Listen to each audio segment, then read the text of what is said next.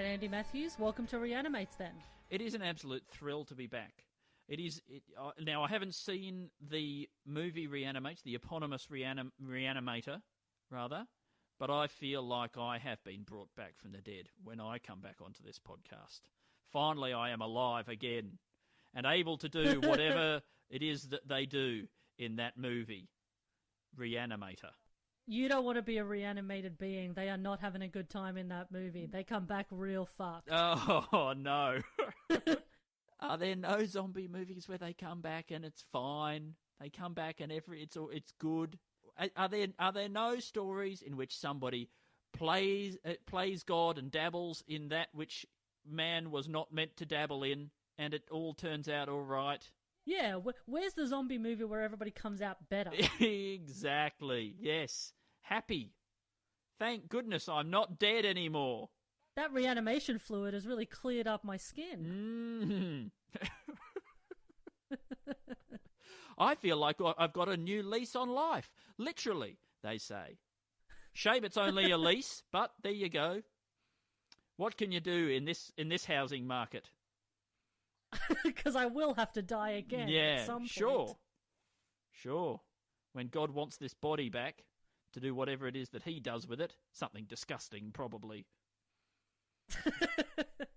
That is so like God, real pervert. Anyway, speaking of perverts, no, there's no perverts in this movie. Absolutely none, apart from maybe the director in a couple of scenes.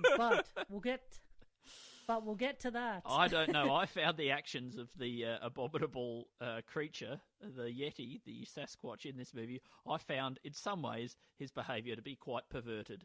I certainly wouldn't encourage it. And I'm not afraid to put that on the record, Lisa. Wow, you have taken a bold stance here. Like, that might be too controversial for people. I've taken a bold anti-face gobbling stance early on. Well, if it's not immediately clear, we're doing Abominable from 2006, a word that I hate saying. Oh, because it's hard to know when to stop. Abominable. Feels like your mouth is out of control by the end of it.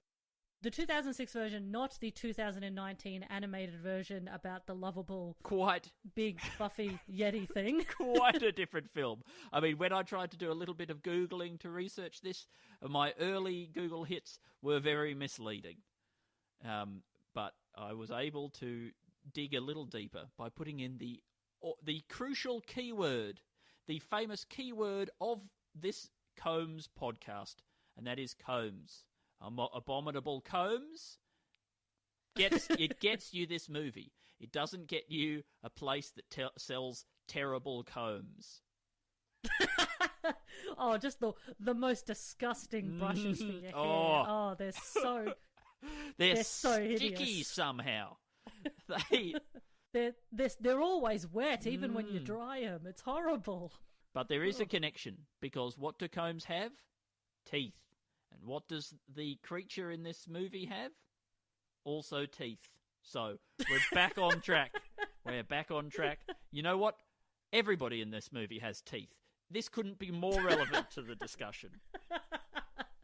Yes, I mean, that's probably why Jeffrey Combs agreed to do this movie. Yeah. She was like, you know what? I've got teeth. I really relate to this character. It was a real... I thought that the use of teeth was almost a motif.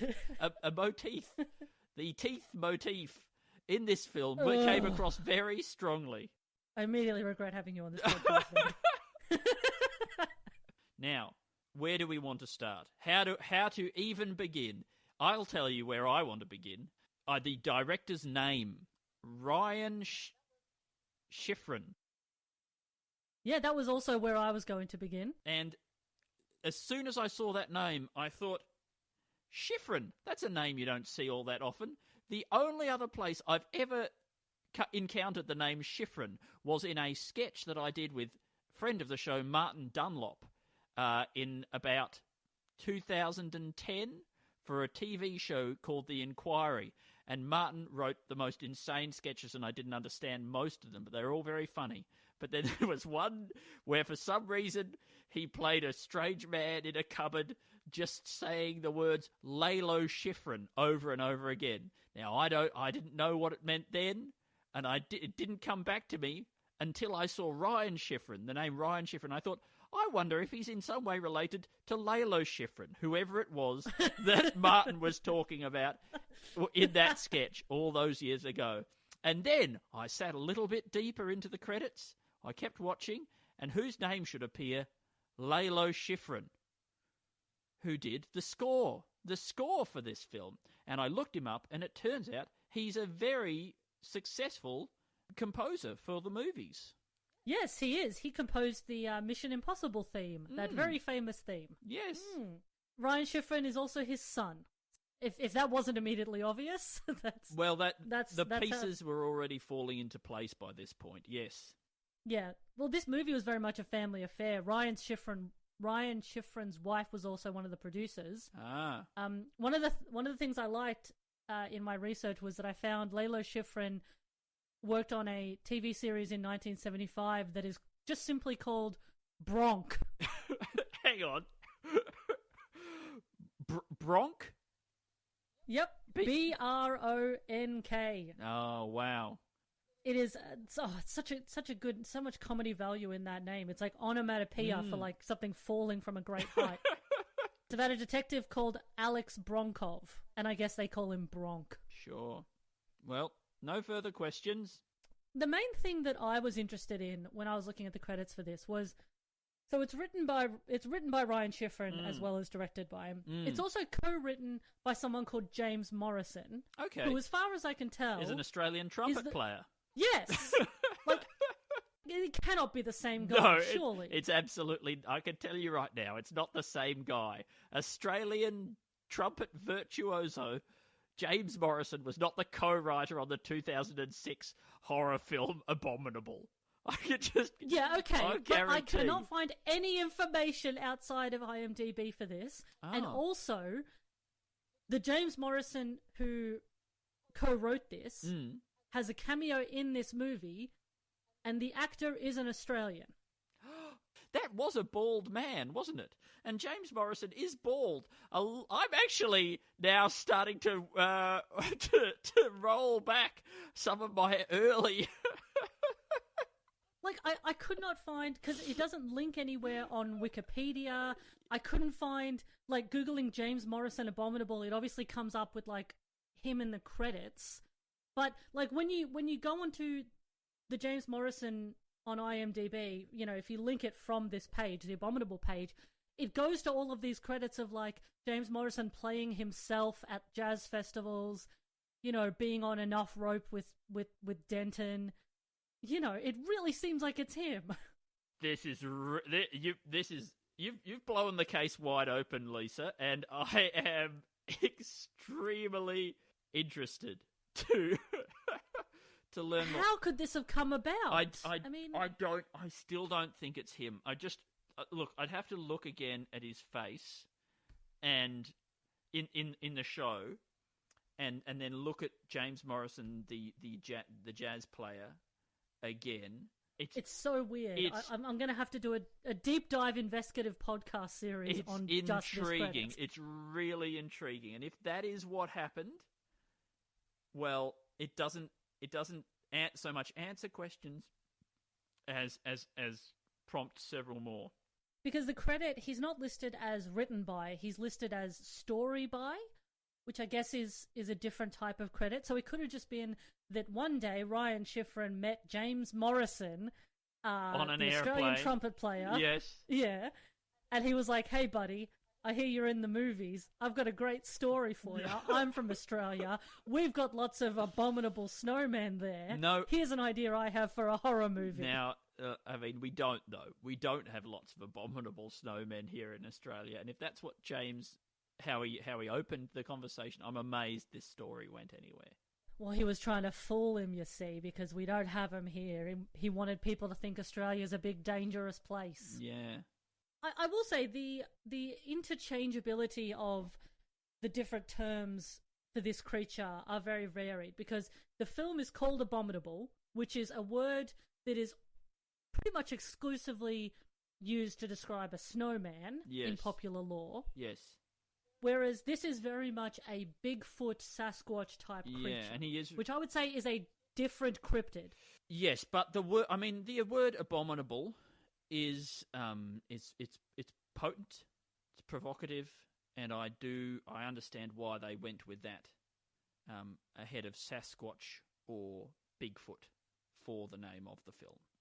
It's a scary word for a scary thing.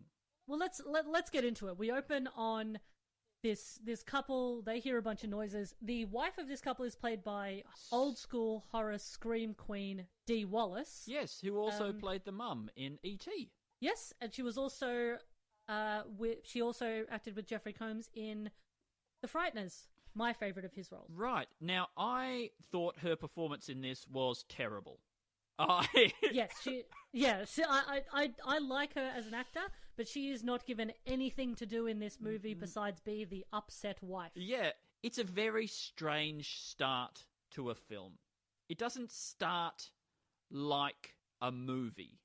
It starts maybe a bit like a TV show, you know, on the close, sort of just, you know, quite a close shot on two sort of normal middle-aged looking people waking up a little bit scared in the night. We're thrown straight into the action because this couple, they start to hear suspect noises, and so they obviously decide to go out and investigate, of course. Yep. They find an eviscerated horse. Yes. The husband's name is Billy, which I always think it's weird to see a middle-aged man named Billy. Like, so already Bill. we know we're in a strange world. They're setting the scene and the tone. We see the sort of some quite unpleasant sort of intestine-like bits of the horse, and then in an interesting choice, we see quite a close shot of the horse's face, right? And it's so obviously fake. Yeah. Like the intestines and stuff look quite, you know, they look a lot like intestines. I wouldn't be surprised if they actually were intestines. But then a choice to then bring the camera right down near the face of this fake horse. And it did take me out of it very early on in the film. I always think it's weird when a director, you know, a whole team of people, when they film something and you can't imagine that they looked back on it and thought that looks good. Because some things are just, you know, like objectively something sometimes doesn't look good. And you think, God, surely when they watched the dailies or when they went to edit it or whatever, surely they went, nah, actually that doesn't look good at all.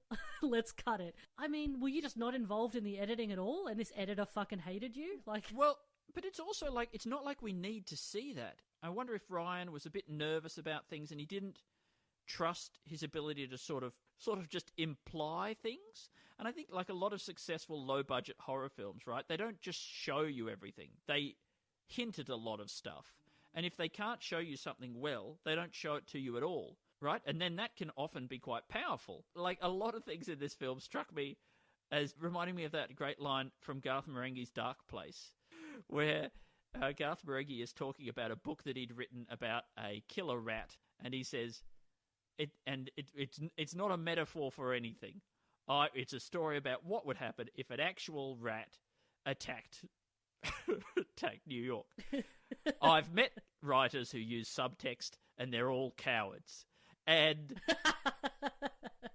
there was a lot in this movie that made me think of that. I think what's interesting is that the middle-aged man, Billy, he jumps immediately to the idea that this must be like some inconceivable creature, because he's like, oh, a bear couldn't do this.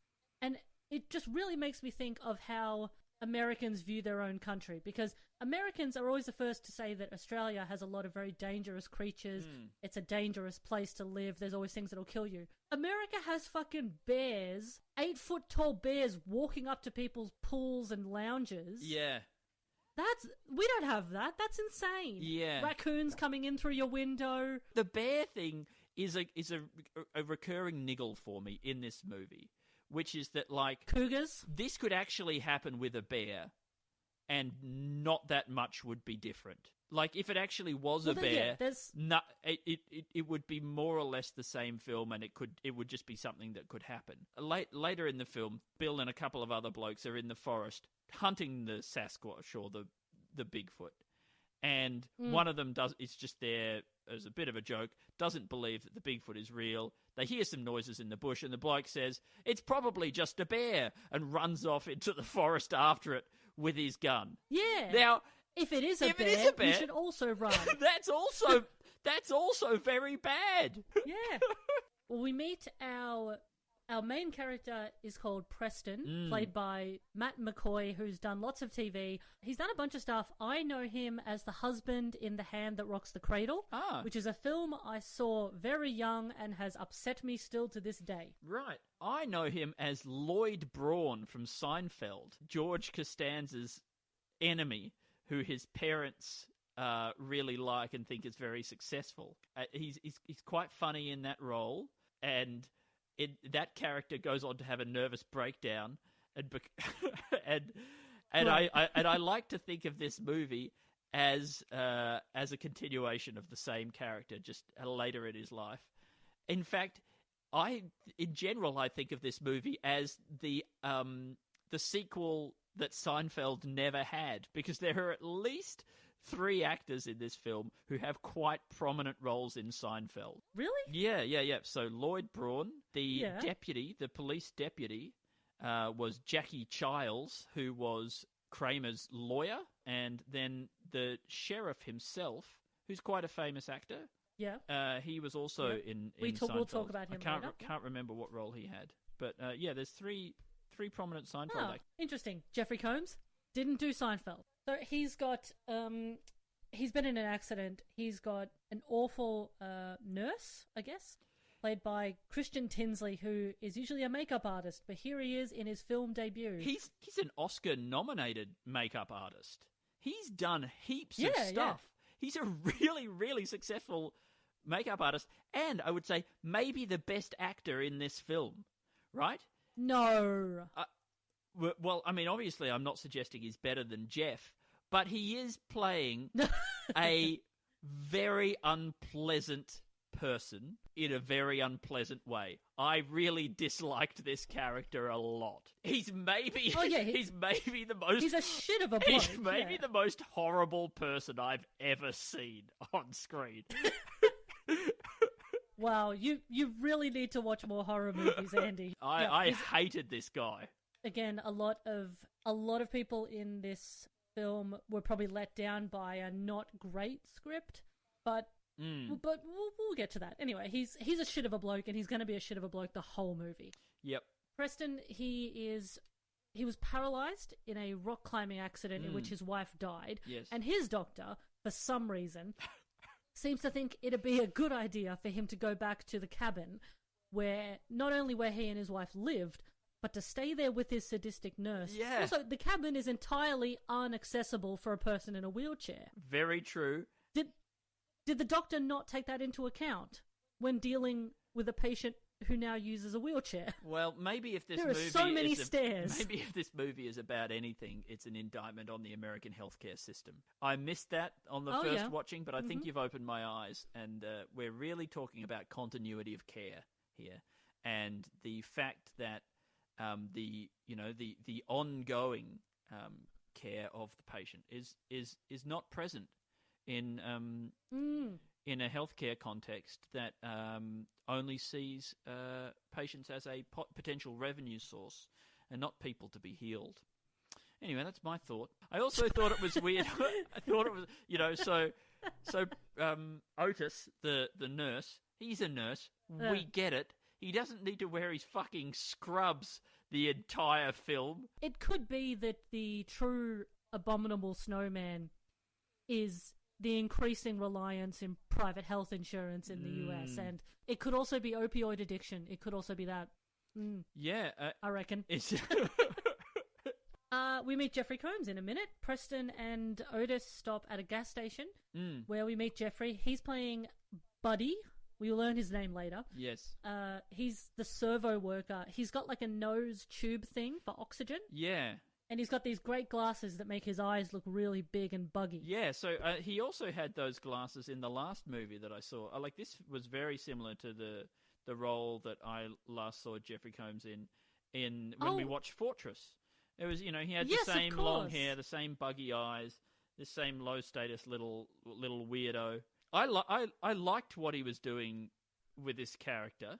He was a horrible little bloke, but and he was the one who played the role, in that is such a cliche in horror films of like, oh, they say there's something horrible in them there hills or something like that. Basically, that's the harbinger of doom. Yeah, he did. He found a way to do just some funny little physical stuff, and I liked how he was fiddling around with his hose and sort of unplugging it to run outside and point at the mountain. But yeah, there wasn't a lot for him to do here. Yeah, he does a lot of exposition stuff where he points out the place where the accident was, which I don't know if it was called Suicide Rock before they went up there.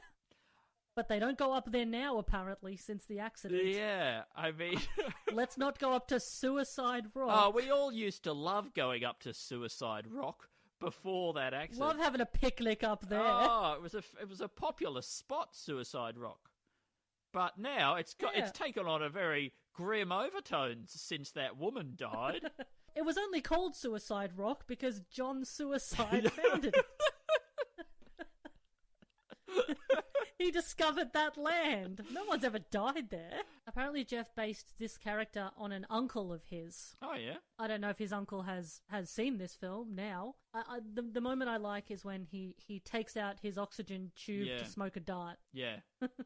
Yeah, that's fun. Beautiful surroundings in this film. It's like the California wood. Yeah, lovely shots of the surrounds. And the house where we end up spending the rest of the film is in a great location. It feels very claustrophobic. It feels like it's very much like hemmed in on all sides by woods.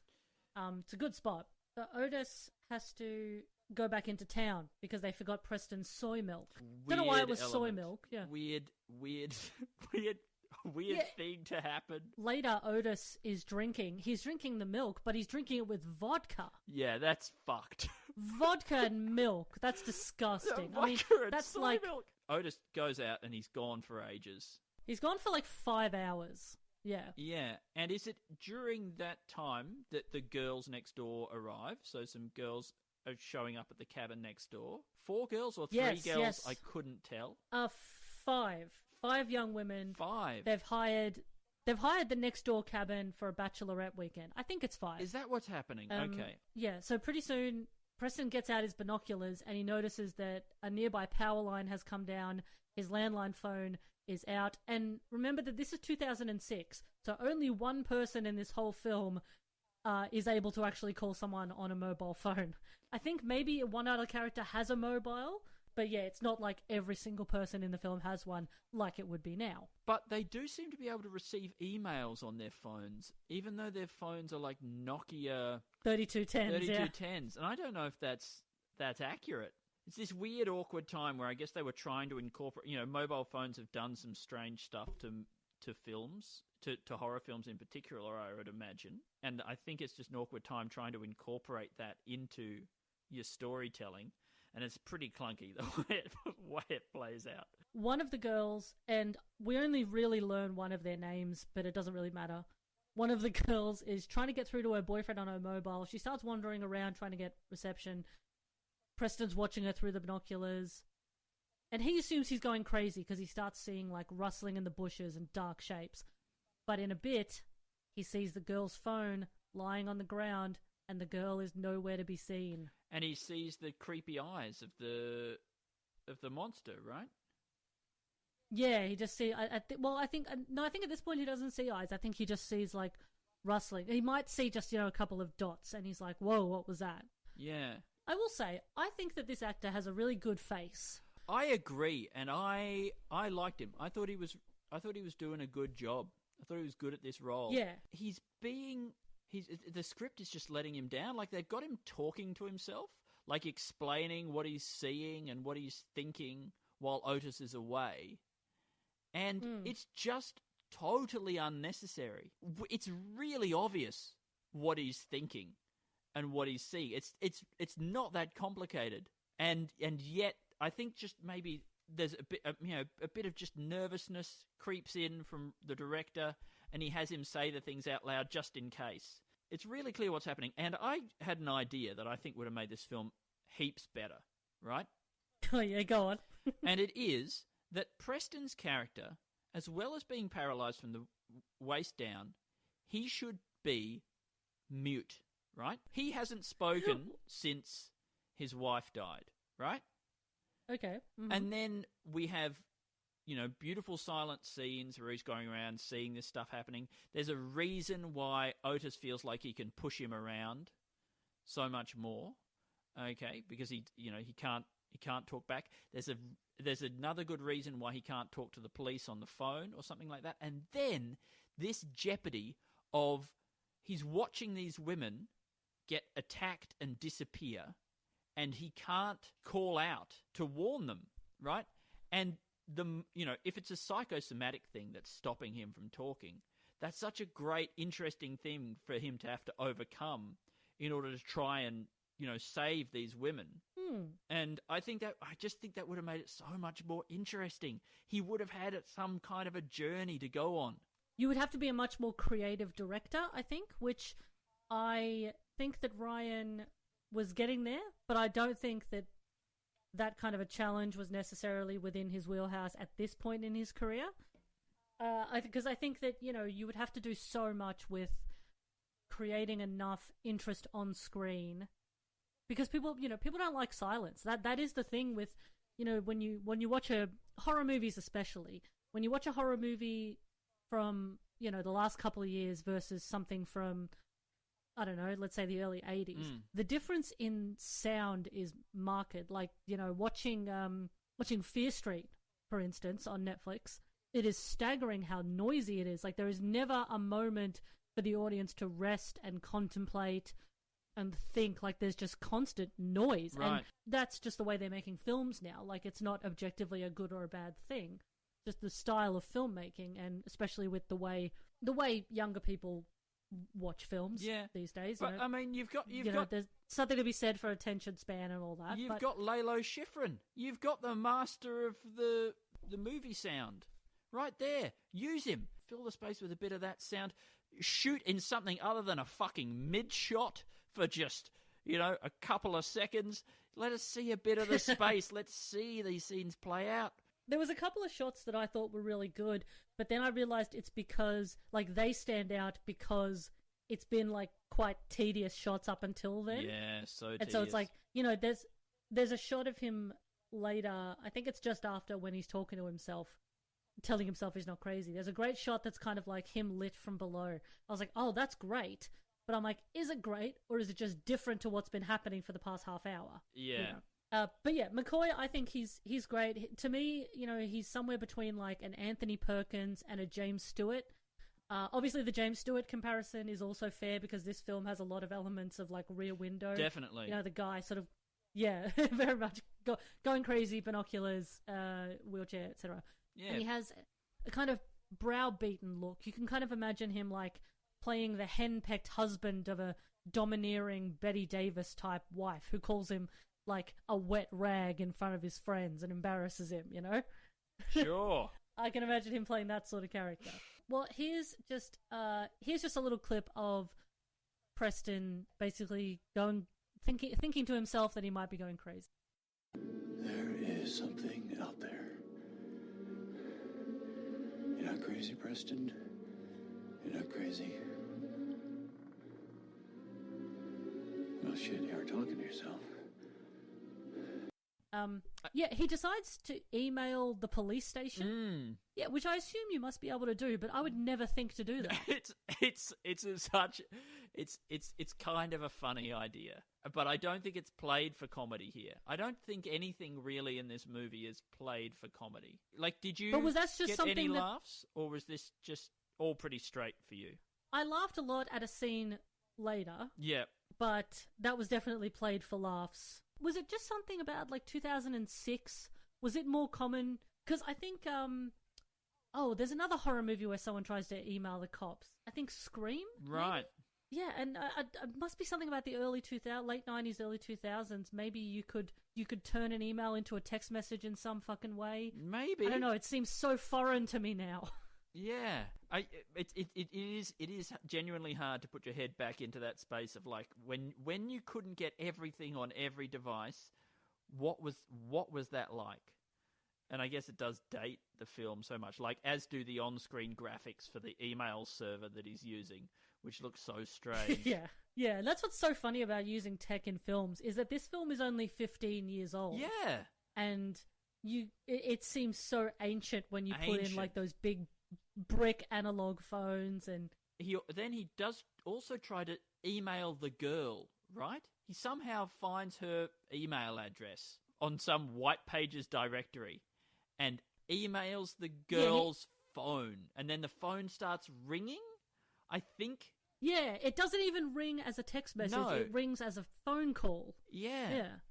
Like really weird. But anyway, lure out the other girls? There is a scene where Otis is being a shithead. He does finally get back from getting the soy milk. At that point, you're like, oh, they must be making his character really shitty so that later his horrific death feels justly deserved. That's the only reason. But he is incredulous to the point of being like really shittily contrarian in this. He also engages in what I would call restrictive practices. He locks the doors and windows so Preston can't go out onto the balcony. Yeah. So coming up to this is my favourite scene, which is we cut to a little campfire where there's a little cadre. They're having some marshmallows. So here we have Billy, the husband from the beginning.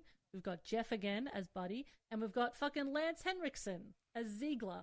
Yeah, Jeff and Lance together again. So I love that guy. I don't know Lance, but I did look him up, and he has got quite a career, right? He's a sort of a big horror movie guy. Big horror movie guy, big thrillers, a very prolific actor. He worked with Jeff on The Pit and the Pendulum from 1991, which I covered with Tim Clark back for episode 2, I think. Right. Episode 1 or 2.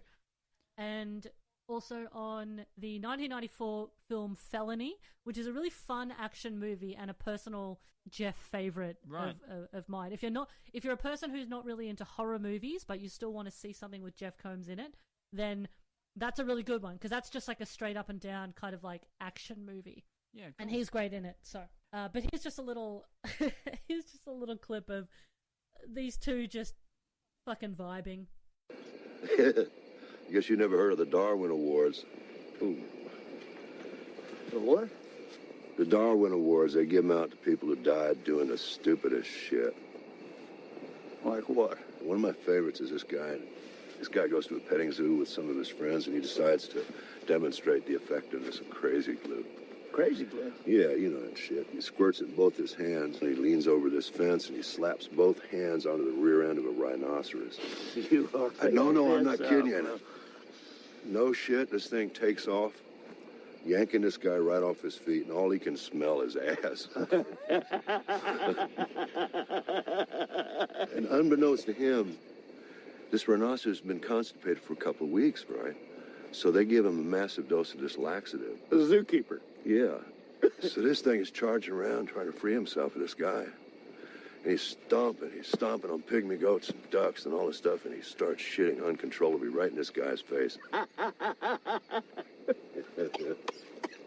Paramedics come to try to clear an air passage, and this guy's buried under 30 gallons of diarrhea, man. What a dumbass. Come on. May God strike him dead if I'm lying. Ryan obviously has pulled a lot of strings. He's got quite a few reasonably big names into this film, but he doesn't know what to do with it. Yeah, I think that he liked the idea of having Jeffrey Combs and Lance Henriksen, these two horror movie, cult movie icon guys, you know, having them both and just being like, you know what, people are going to love it if we've just got a scene where they're just sitting there just talking shit to each other. That's going to be funny. That's going to be the big comedic hit in the movie. And I liked it, but I have to also acknowledge that I'm going in there with a vested interest, because obviously I love Jeffrey Combs, and I'm a big Lance Henriksen fan. So it is that thing of like, this scene wouldn't be as good if it wasn't actors that I will watch in anything. Everybody in this film does suffer the fate of having this not amazing script, and they're all doing the best they can. And some of the actors aren't that good and are made worse by the script. As I said, I think I like it because I like the idea of Jeffrey Combs and Lance Henriksen hanging out, talking shit, having this fucking idiotic story, these two country bumpkins sitting in the woods. They are supposed to be both fucking idiots, so that's their characters, it's fine. This is the scene that leads into the bit where he thinks that something, Jeffrey Combs thinks that there's a Sasquatch there, Ziegler, Henriksen thinks that it's just a bear, and he runs off, grabs his gun and runs straight off into the dark, chasing after what he thinks is just a harmless bear.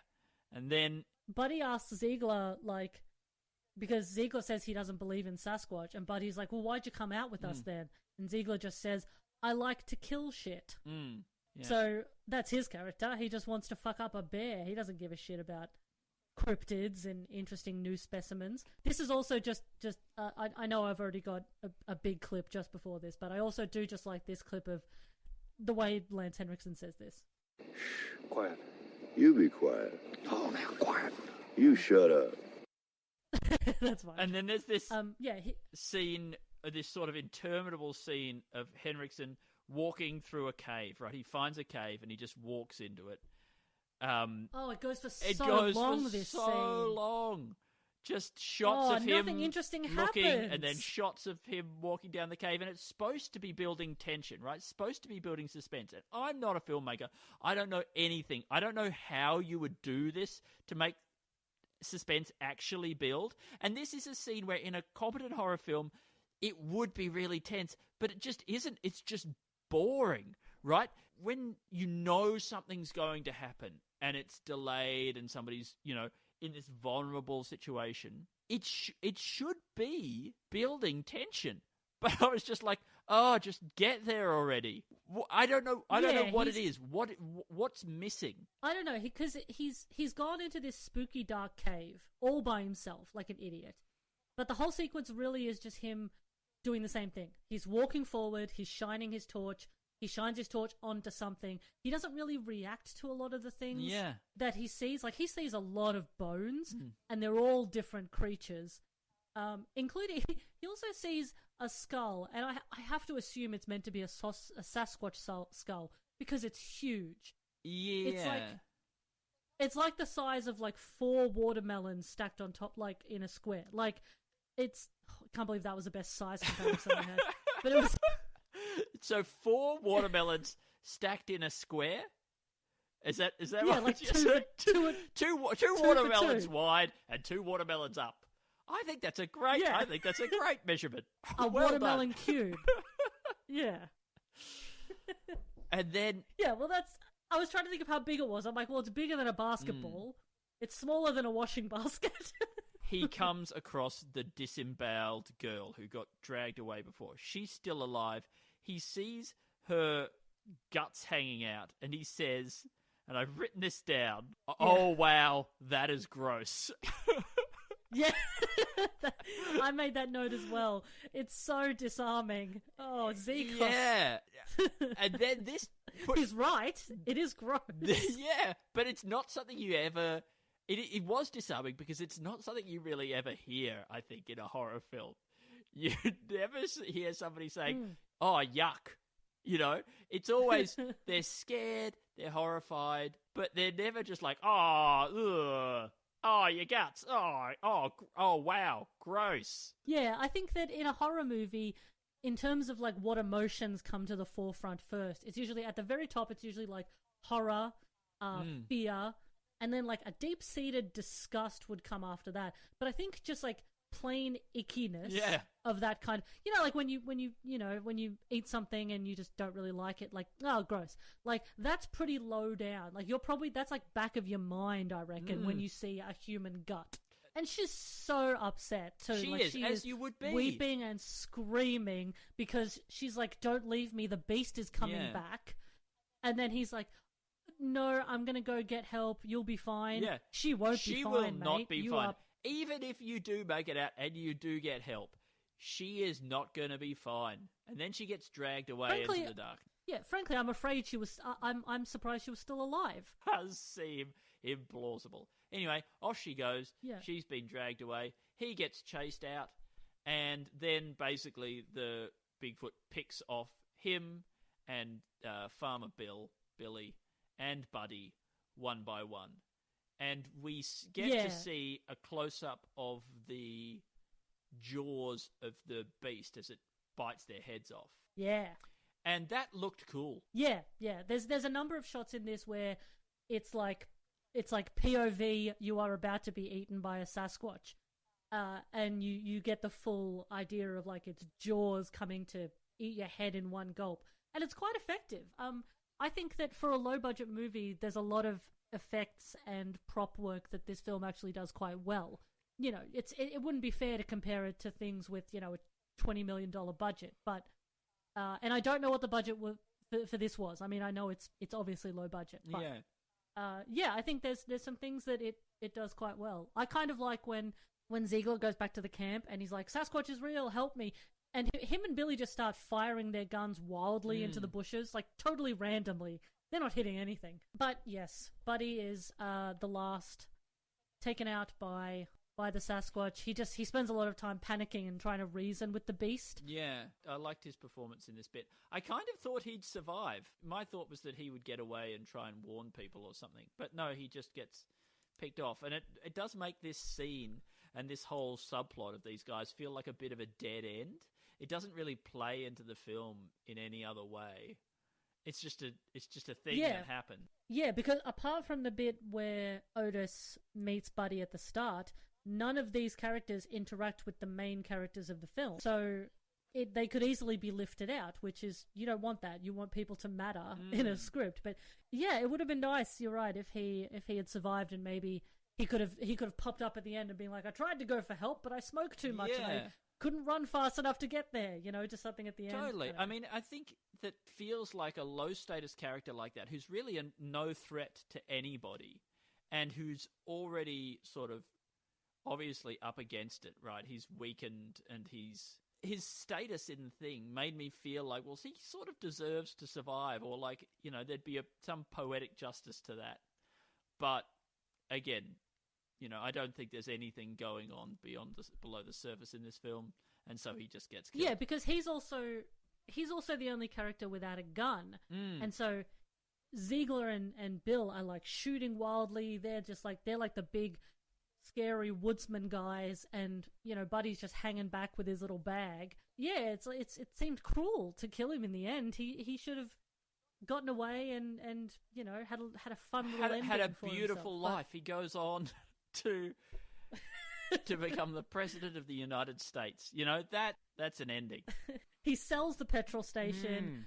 He decides to live out his dream in Hawaii. He meets a beautiful girl there. They get married finally. He's always wanted to get married and have 17 children, each taller than the last. But it wasn't to be. It was not to be. Goodbye, Jeff. Yeah, so the girls eventually do find their friend's phone, which is still lying on the ground outside. The message that Preston had sent to it says, "Your friend was taken into the forest. Get police." And the girls find the phone and they read the message and they just stand there yelling for her. Like, they don't go into the forest. They just stand like where they're standing.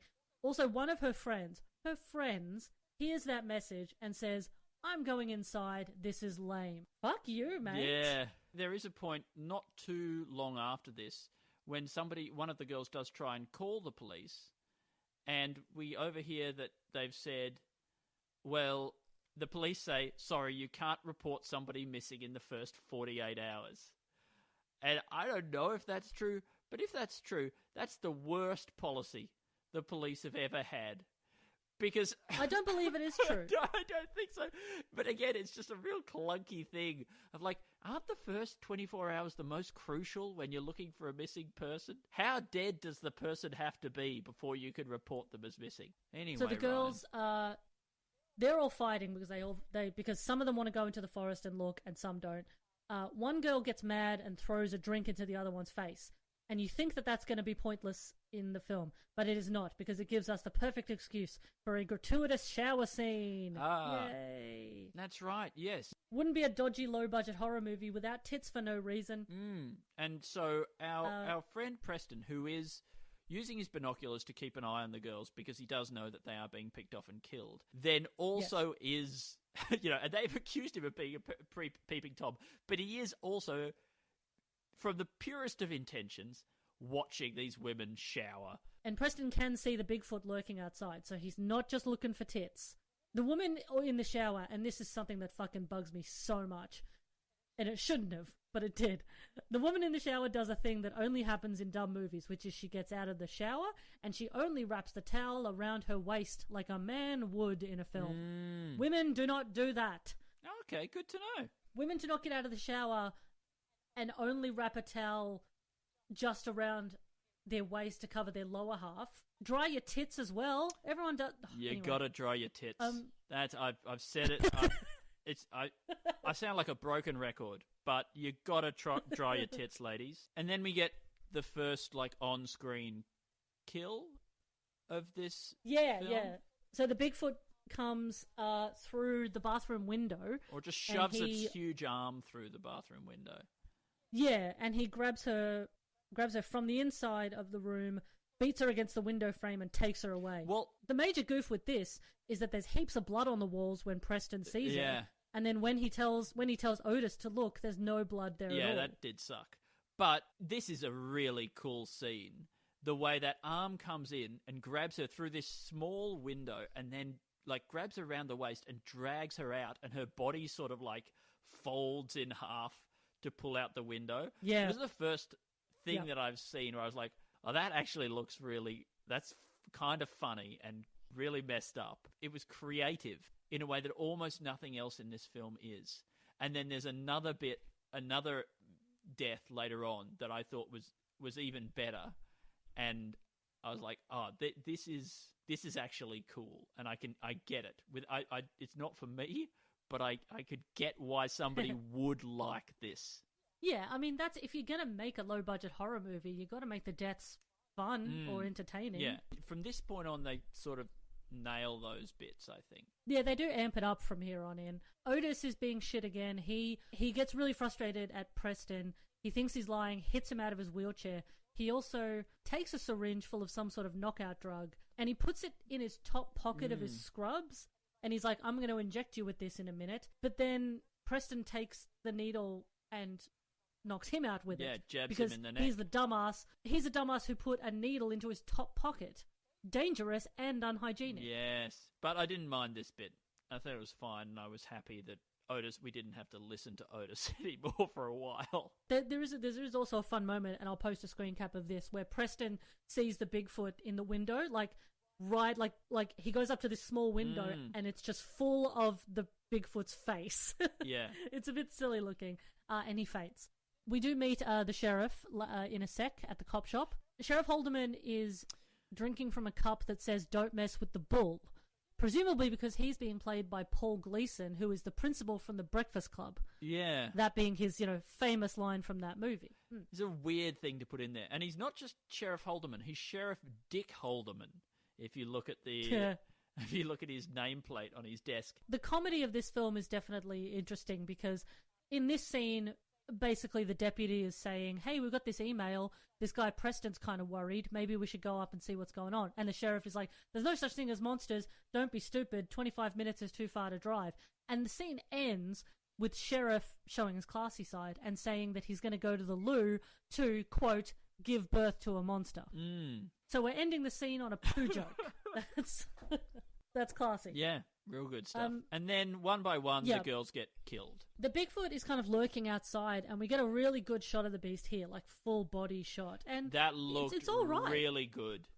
That looked fantastic, and I loved the monster when I saw it like that. Yeah, like it doesn't look real, like it doesn't look like a real creature. But it's like, it still looks ugly and menacing, which is what you want. Yeah. Like, obviously, they don't have the budget to make it look like a real bear, animal, pig, whatever you want it to look like. But it still does look very scary. The only thing I don't like is that it moves like a human, which I think because, there's just a person in a costume, but it moves too much like a human. Like, there's no animal behavior to it. Sure. I didn't hate that. I liked the idea that this was basically a human. This man, this woodman creature. And seeing it like that as like this, just an awful bloke, I kind of dug it. Yeah, he's the missing link between humans and real shit between... blokes.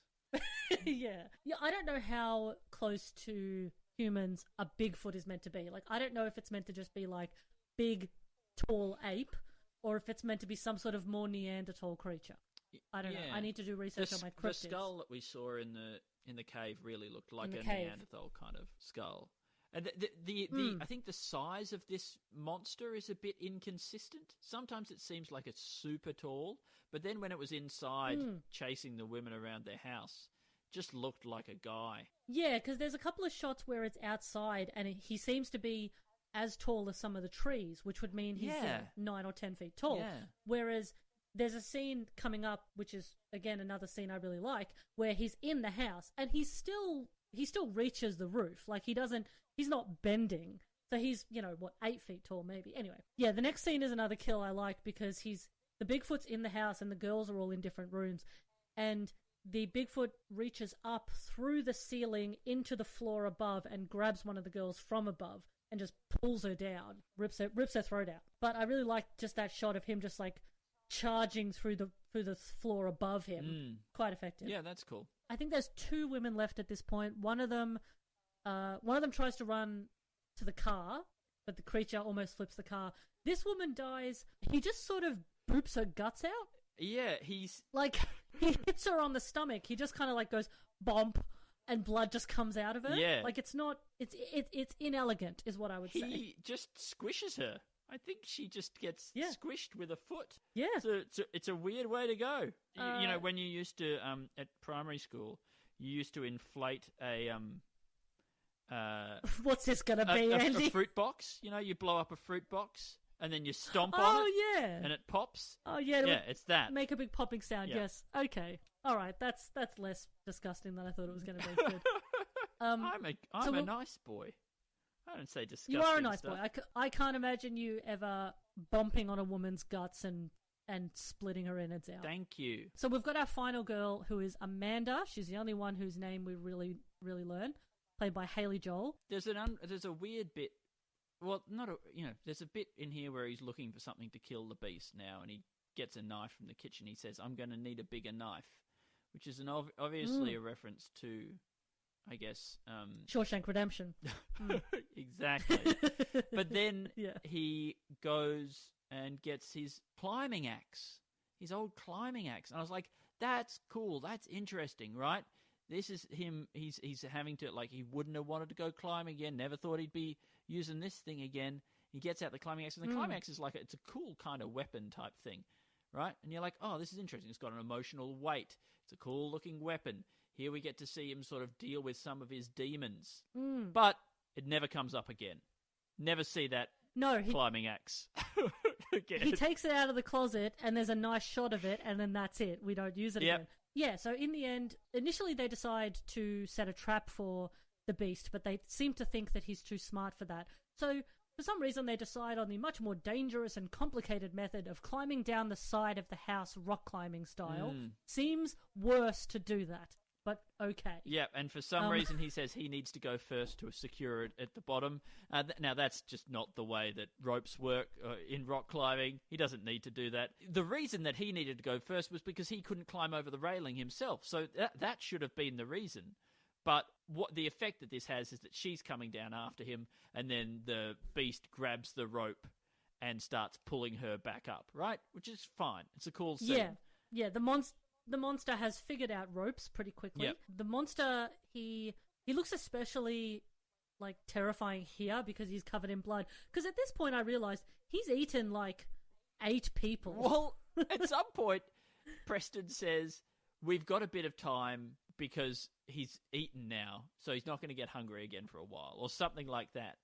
But, I mean, he's seen this thing kill, 5 women in the space of an hour. His metabolism must Yeah. be off the charts. I think this guy gets hungry again very, very quickly. Sure enough, he's back within minutes. Otis comes back to life and he attempts to save the day.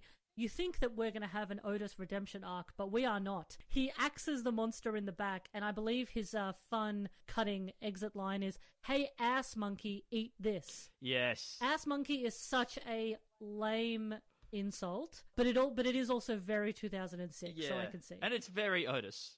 I don't see him being able Yeah. to come up with anything better. Yes, it's another bit of writing that I've come to know and love and expect from my friend Ryan Schifrin.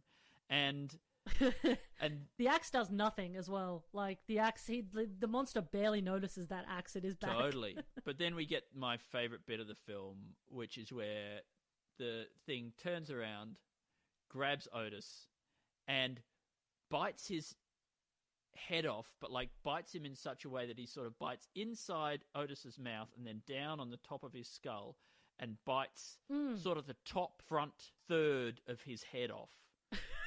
Yes, that's what I was going to say. I was going to say he didn't bite his head off, he bit his face off. Yeah, it was genuinely cool and like, I've never seen never seen that happen, but I can see how that would happen, and that is really fucked, and they did it really well. It looked great. It did look good. Like, even when the body falls back and you see this Yeah, kind of inside the... man with half a face. Yeah. It's it's quite effective. Yeah.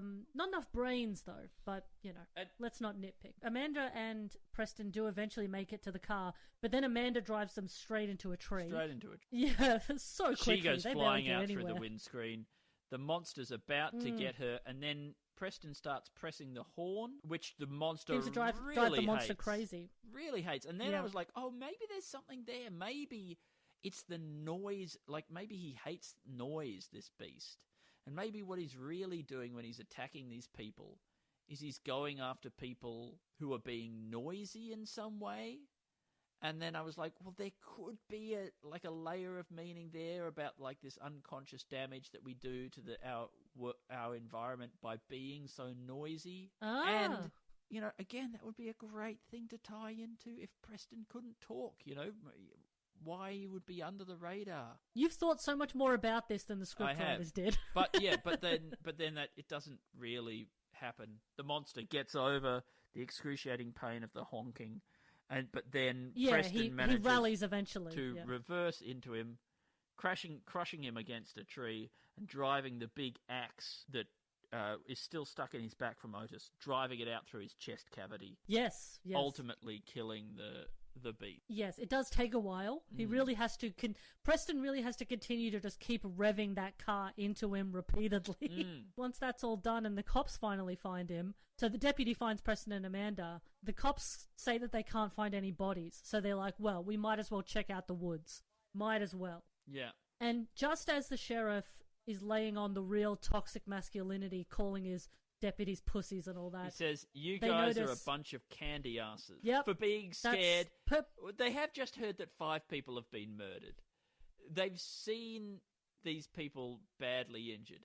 I think they have to have a reason to think that something is happening here. But this sheriff is a real fuckhead. Yeah, he's like, what kind of a cop would be scared of an unimaginable danger out in there in the dark, unlit forest? What a pussy.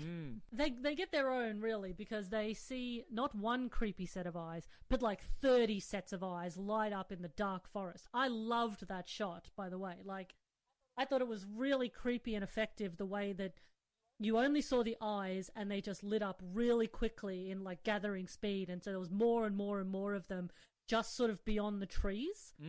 I thought it was quite creepy. Yeah, it is.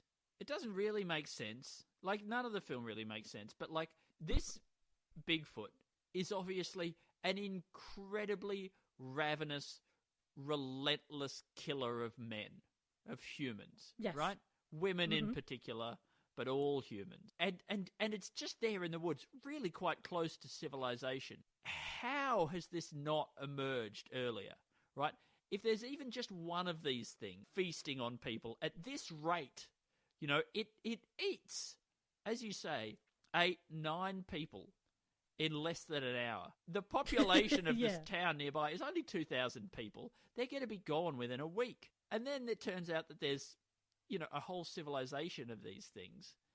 It doesn't really, just from a mathematical standpoint, make a whole lot of sense. And there's nothing there's no inciting incident. There's nothing to say, why now? Why is this happening now? Maybe the Bigfoot are like birds. Maybe like one Bigfoot eats all of the food and then takes it back to the nest and regurgitates it for the younglings. That's really disgusting, Lisa, and I think they should have put that scene in the film where it regurgitates all the people it's eaten into the mouths. Yep. Not of the younglings, but of the whole everyone. Just the of all other ages, creatures. every Yeah, they're single all one. adults. Yeah. But also, I would argue that people talk about forest creatures and cryptids all the time, and people don't believe them. So, if someone was to come up from the forest and say, everyone I know was murdered by an abominable snowman, you wouldn't believe them, You wouldn't Andy. believe it. You're right. You're absolutely right. Maybe it's time to start believing those cryptozoologists, Yeah, huh? I shouldn't be so incredulous all the time. Amanda and Preston also have a scene where they're lying sort of side by side on ambulance stretchers, and they have a moment where she thanks him for saving her life, and her lip gloss has remained astoundingly intact this whole I movie. absolutely took note of that. Yeah, and I thought, Yeah, and also her injuries on her face were really fake, right? They're really strangely fake relative to everything else that was happening. And yeah, they looked really shit compared to how good the makeup was in the rest of the Totally. film and the physical effects. and I wondered if Christian was doing the makeup, as well as being in the film. If Christian, the makeup guy, was also doing it. But then after his character gets killed, maybe he's no longer on set.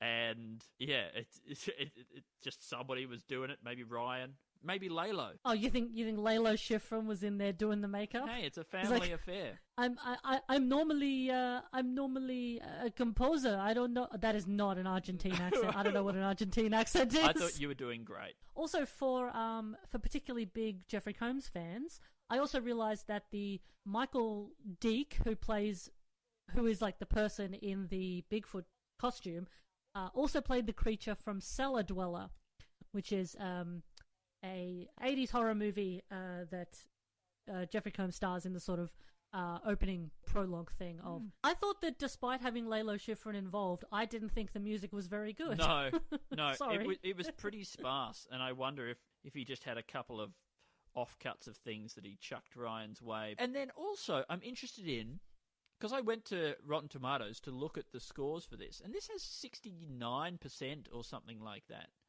It's not appalling. A lot of, and I read the reviews, and a lot of people saying they really liked it. Is it just that, for a certain type of horror fan, all the stuff about this movie that is crap doesn't matter because there's two really cool deaths in it? Is that how it works? What's going on? What am I missing? It makes all the difference when a film, and I've said this many times on this podcast especially, but it does make all the difference when there's seen to be effort. A film can be low budget, but it's worse seen if it's boring.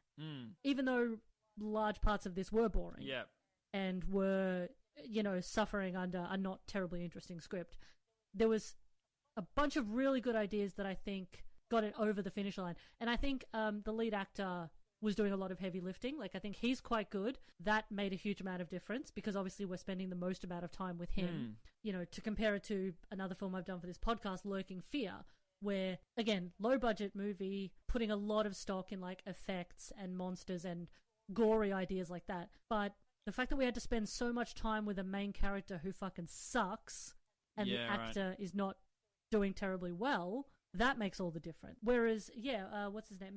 Matt McCoy. Yeah, he was. I don't know. There was just something interesting about him to watch. I'm not really sure. I'm not really sure what it was. I think he's very underrated. I quite liked just watching his face. Yeah.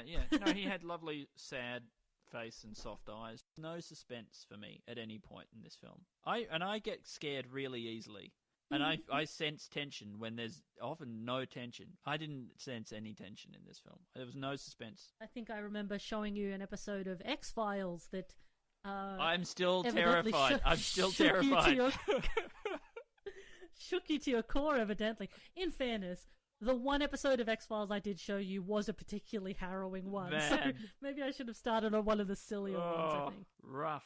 For the listener, I was initially going to push back this episode because I really wanted to get my hands on a behind-the-scenes sort of mini featurette documentary thing that is apparently on the Abominable DVD and Blu-ray. But unsurprisingly, that DVD and Blu-ray is a little hard to come by, and it seems like it's going to be mucho dinero if I want to get my hands on it. So, yes, if I do get it, you guys will be the first to know. But until then, we'll just have to answer our own questions. I'll make my own behind the scenes.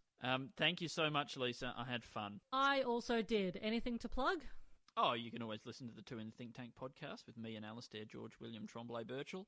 You can also listen to Why would you do that? Oh, because we come up with 5 sketch ideas and it's a bit of fun. We're a bit silly. Oh, really? Yeah. Ah. Goofing around. We're comedy guys. And then you can also listen to our the new episode of our show, The Pop Test, which is a science comedy quiz on Radio National. But if you search for either of those, Two in the Think Tank or The Pop Test, you'll have a funny time. Even though I rib you mercilessly, Andy, I will obviously commend all of your projects because incredibly funny podcasts, both of those that you mentioned. You know, boost your Twitter? You want to put your Twitter in there? Yeah. I'm at Stupid Old Andy on Twitter. I don't tweet all that much at the moment, but sometimes I go through a real flurry. You should just do what I do and wake up suddenly at out of a half sleep at 2 o'clock in the morning and suddenly think of the most idiotic shit that inevitably is actually inexplicably does quite well on Twitter. So yeah, you should be able to put your settings on Twitter so you only see tweets from people between 2 a.m. and 3 a.m. in whatever time zone they are in.